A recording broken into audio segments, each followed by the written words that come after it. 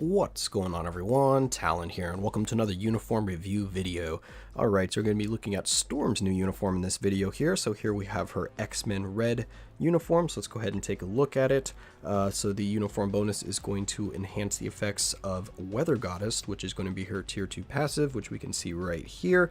And pretty much it's the exact same wording on here, except that the values have been doubled for the percent of true damage dealt to the enemy. So instead of 3% without the uniform, it is now 6%, and then the increased energy attack is now 0.6 on the uniform, but it was 0.3 without the uniform. So those two values have doubled, so pretty nice. I mean, we'll see a bit of a damage boost from that, but it's still not going to be anything too substantial.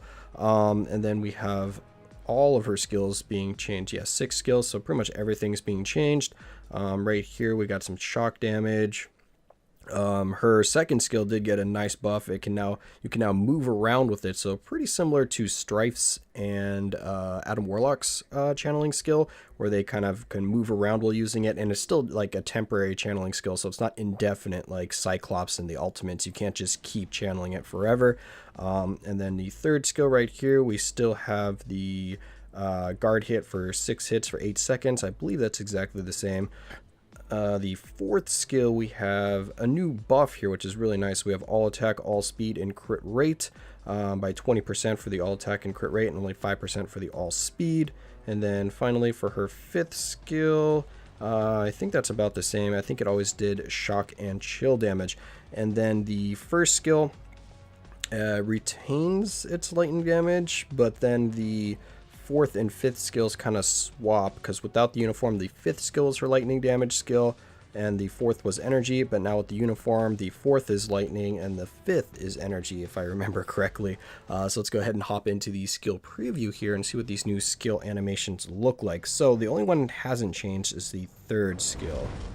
Yeah, so third skill is still the same, so the other 4 has changed, which is weird. Didn't I say 6 skills have changed? Anyway, so the first skill now is an iframe, which is very nice to help out her survivability there. Kind of just flies around, just hitting them quite a few times, not too bad. Doesn't look like it's going to do a ton of damage just because the hits don't seem too high. And then the second skill now for that channeling skill, boom, as you can see, she can now move around, and it adds ice in there as well. So I think that's going to help for guard breaking the enemies. So I think for Shadowland, you're now going to be able to at least guard break them with this. So if you remember before, her channeling skill on the second skill was indefinite, but it wouldn't guard break the enemies. So if you're in Shadowland, they just kind of, as soon as your other effects, like maybe these tornadoes or something, had worn off, they would just walk right through your channeling skill and go up and smack you in the face. So now it looks like you won't have to worry about that, I would assume, because it looks like a lot more hits there as soon as that ice has been added in. And then the fourth skill now, we do have an iframe here, which is really nice. Her fourth skill before did have an iframe, but I don't remember if it was an immediate iframe like this. It might have been. But either way, we do have more hits and more damage now with the fourth skill, and a lot more lingering effects, it looks like. And then the fifth skill, we kind of throw down this pillar of water right here, this torrent of water, and then we've got some lightning, some ice, and all sorts of stuff going on here. But the good part about this is it is an iframe now, so she is gaining another iframe. So she now has 3 iframes, whereas before she just had 1 iframe. So pretty much we've tripled her iframes. So we have 3 iframes now, which is really going to help out her survivability. But as you saw earlier, I have already bought this uniform, so I did try it out just a little bit, and it doesn't seem like her damage is really increased by that much.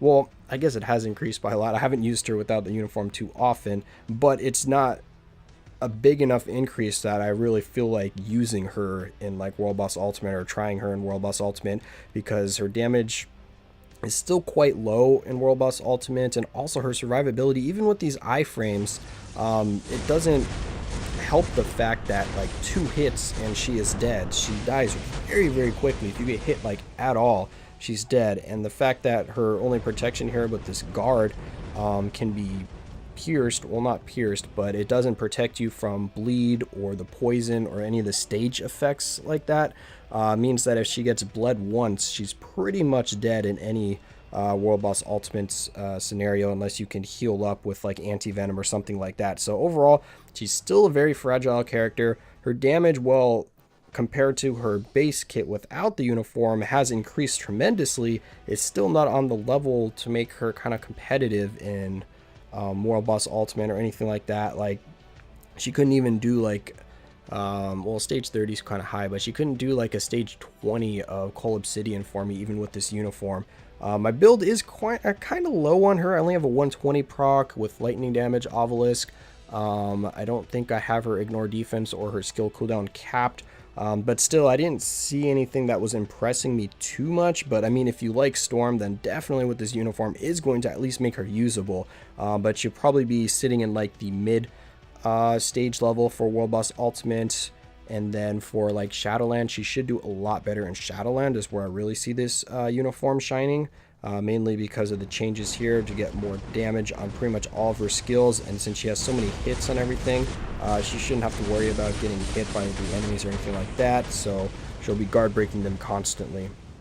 But yeah, that's pretty much my thoughts on her uniform here. As you saw, I did buy it, but that's because I do really like Storm, so I did want to get this uniform just to make her useful.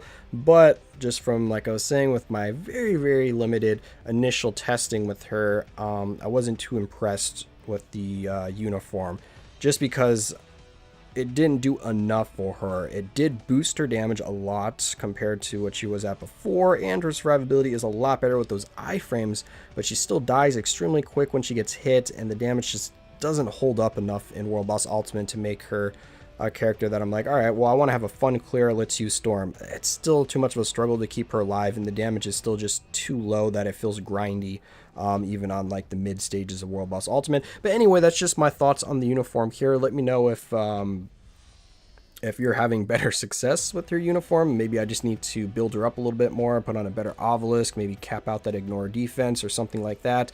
I'm curious to know if you guys are having better luck with her in her uniform here, if you're able to push higher stages of World Boss Ultimate, or where you're using her at in general. So yeah, let me know in the comments below. But that's going to be it for this video here. I hope you guys enjoyed, and of course I will catch you in the next one.